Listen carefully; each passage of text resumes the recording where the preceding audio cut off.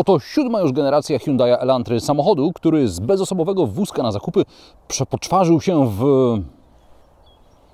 miniaturkę Audi A7 Sportback.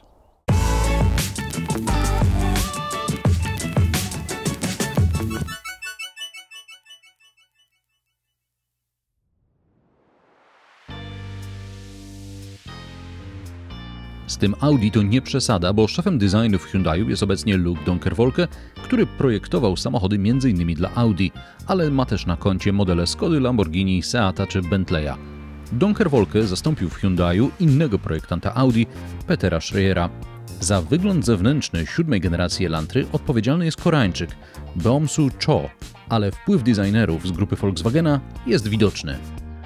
Hyundai Elantra może przypominać Audi, ale jest znacznie tańsze. Wpływa to też na koszt ubezpieczenia. Dzięki Rankomat.pl szybko sprawdzisz najtańsze oferty ubezpieczenia dla Twojego samochodu. Na przykład ubezpieczenie z pełnym pakietem OC, AC Assistance i NW dla nowego Hyundai Elantry kosztuje tylko 1839 zł, a OC i Assistance tylko 481 zł. Wybraliście już polisę? To mam dla Was jeszcze kod, dzięki któremu po zakupie polisy otrzymacie zwrot 150 zł. Wystarczy, że po zakupie wejdziecie na formularz zalinkowany w opisie filmu i podacie kod MDRI 150. Wszystkie linki znajdziecie w opisie. Z przodu nowej Elantry w oczy rzuca się przede wszystkim maskownica chłodnicy z parametrycznym wzorem, który widzieliśmy już m.in. w nowym Tucsonie. Tu jednak nie wkomponowano reflektorów w parametryczny design. Maska opada nisko i sprawia wrażenie bardzo wyciągniętej do przodu, a to za sprawą lustrzanych elementów w dolnych narożnikach zderzaka, które optycznie podcinają przód i go wysmuklają. Z boku widać, że zwisy wcale nie są takie długie, jak mogłoby się wydawać patrząc na samochód pod kątem z przodu. Przez środek biegną przetłoczenia przypominające lecącą ku przodowi samochodu strzałę. Ciekawie robi się znów z tyłu, gdzie linia dachu przechodzi w tylną szybę, a następnie klapę bagażnika bez tradycyjnego w sedanach wypłaszczenia. To oraz biegnący przez całą szerokość klapy bagażnika świetlny pasek mogą przywodzić na myśl Audi A7 Sportback, ale o ile Audi jest liftbackiem, o tyle Hyundai pozostał przy sedanie. Kompaktowy sedan to wymierający w Europie gatunek. Na starym kontynencie Elantra oferowana jest dosłownie w kilku krajach, m.in. w Bułgarii, w Polsce i w Rumunii oraz dalej na wschód. Tam jest wschód. Ale Elantra ma się dobrze w Ameryce, na Bliskim i Dalekim Wschodzie. Do niedawna był to najlepiej sprzedający się model w historii Hyundai'a i dopiero ostatnio na pierwsze miejsce wskoczył Tucson. W Europie najbliżej Elantrze do i30 Fastback, ale mierząca 465 cm długości Elantra jest od Fastbacka o prawie 20 cm dłuższa. Jest też o 3 cm szersza i ma aż o 7 cm dłuższy rozstaw osi. Poza tym Elantra nadal powstaje na innej niż i30 platformie. Nawet jeśli Elantra 7. generacji jest już na nowej platformie, to nadal inna platforma niż ta w europejskich kompaktach Hyundai'a. Bagażnik 474 litry. To niewiele więcej niż 450-litrowy bagażnik w Fastbacku, ale w i30 trzeba doliczyć przestrzeń pod podłogą, a tu jest tyle, ile widać. Plus mamy jeszcze koło zapasowe. Są cięgna do zwalniania oparć kanapy, o tu, ale nie ma haczyków na zakupy i nie ma uchwytu do zamykania klapy. W związku z tym trzeba dotykać klapy z zewnątrz, co w zimie może być o tyle nieprzyjemne, że samochód na przykład jest brudny. A propos brudu, do Elantry trzeba sobie zatrudnić umyślnego, żeby cały czas utrzymywał auto w czystości, bo ten samochód za bardzo rzuca się w oczy, żeby mógł po prostu jeździć brudny.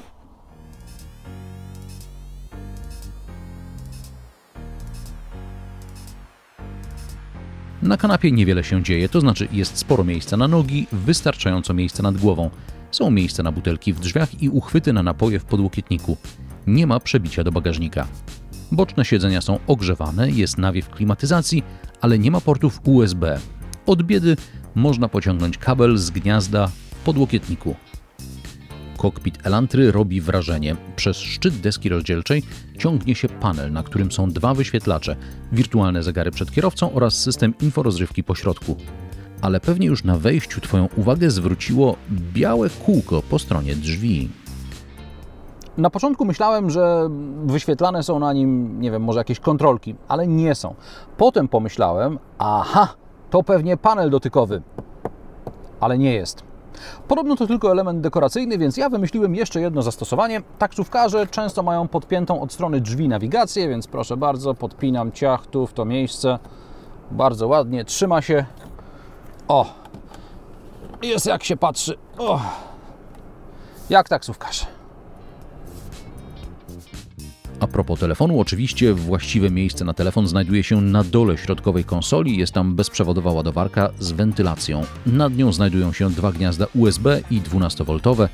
O tyle słabe miejsce, że dłuższy kabel będzie tu wiecznie się plątał, a kabel jest potrzebny, bo wprawdzie system inforozrywki obsługuje Apple CarPlay i Android Auto, ale nie bezprzewodowo.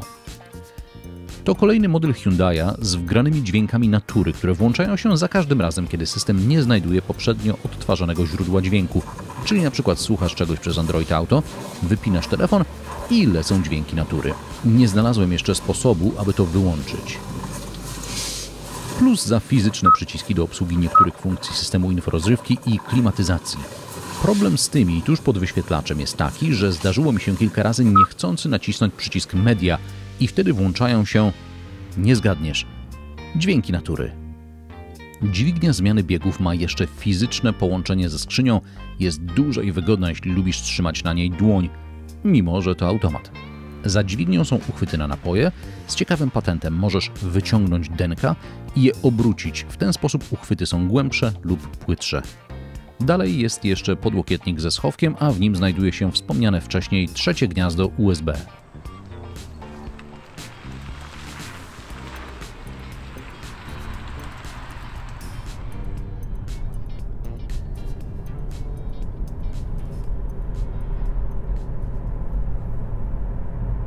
O ile na niektórych rynkach Elantra dostępna jest również z napędem hybrydowym, o tyle w Polsce jest tylko 123-konny silnik 1.6 MPI.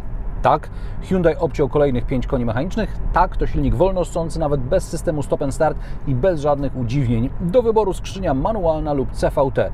Tu jest CVT, ale gdybym o tym nie przeczytał w specyfikacji, to mógłbym się nawet nie domyśleć. Najważniejsza jest jednak nowa platforma i wynikające z niej zmiany. Hyundai twierdzi, że platforma K3 oznacza niższą masę, niższe zużycie paliwa i większą sztywność. Środek ciężkości udało się obniżyć, co powinno mieć też wpływ na poprawę właściwości jezdnych. Jak ze spalaniem? Powinno być 6, jest wysokie 7, czyli jak w poprzedniej generacji. Ze specyfikacji wynika, że nowa Elantra rzeczywiście jest lżejsza od modelu poprzedniej generacji, o jakieś 40 kg, czyli o pół pasażera. Zawsze coś. Hyundai obiecuje czas od 0 do setki powyżej 10,5 sekundy, 10,6 ze skrzynią manualną, 10,7 z CVT. Mnie udało się uzyskać 10,9 na wilgotnej nawierzchni. Nie planuję Elantrą się ścigać i tak jest dobrze, bo poprzednia Elantra z automatyczną skrzynią biegów do setki rozpędzała się w ponad 11,6 sekundy. W jaki sposób nowa Elantra ze słabszym silnikiem jest szybsza od modelu 6. generacji? O ile nie podejrzewam dużej poprawy osiągów wynikających z nieco niższej masy, o tyle właściwości aerodynamiczne i skrzynia bezstopniowa mogą mieć tu znaczący wpływ.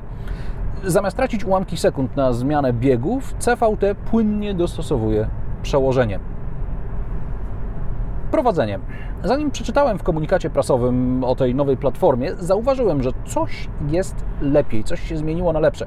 Elantra może nie oferuje zapierających dech w piersiach osiągów, ale prowadzi się pewnie, jest zwinna, ma bezpośredni układ kierowniczy, a zawieszenie, powtarzam to już od kilku testów modeli Hyundai'a, jest nareszcie takie, jakie powinno być. Jest sprężyste.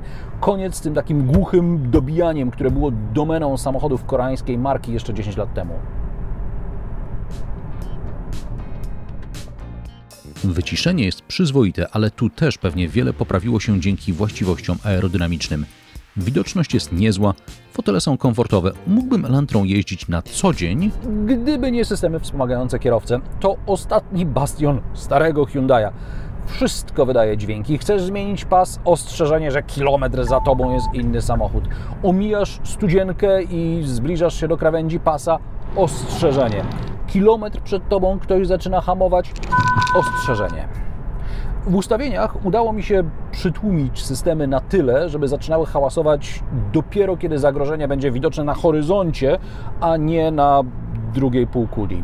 Ale to coś, nad czym Hyundai i Kia muszą jeszcze popracować. Bardzo jestem ciekaw implementacji systemów wspomagających kierowcę w nowych elektrycznych modelach Ioniq 5 i EV6.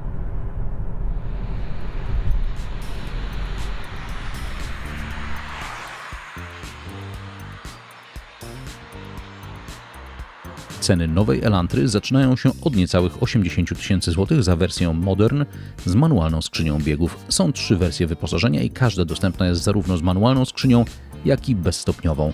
Testowy egzemplarz to topowa wersja Executive z CVT za 118 400 zł, plus lakier i pakiet Leather w sumie około 130 000 złotych. Hyundai Elantra 7. generacji to elegancki, przestronny i wygodny samochód bez aspiracji do bycia szybkim i mocnym. To dokładnie tyle, ile wystarczy Ci do codziennego poruszania się po mieście i okazjonalnego wyjazdu w trasę. Nie każdy potrzebuje 500 plus koni. Są ludzie, którzy po prostu lubią ładne rzeczy. A jak Tobie podoba się nowy Hyundai Elantra, daj mi znać w komentarzach pod filmem. Jeśli podobają Ci się moje sarkastyczne, do rzeczy, a może nawet nieco zabawne testy, zasubskrybuj kanał Marek Drives i daj łapkę w górę. Naciśnij też dzwoneczek, aby nie przegapić nowych odcinków. Chcesz więcej i na luzie? Wbijaj na kanał Ania i Marek jadą, link na ekranie. A pełną wersję tego testu obejrzysz na antenie kanału Motowizja w programie Motojazda Garaż Motowizji. Premiera w niedzielę o 12:00, powtórka w poniedziałek o 20:00.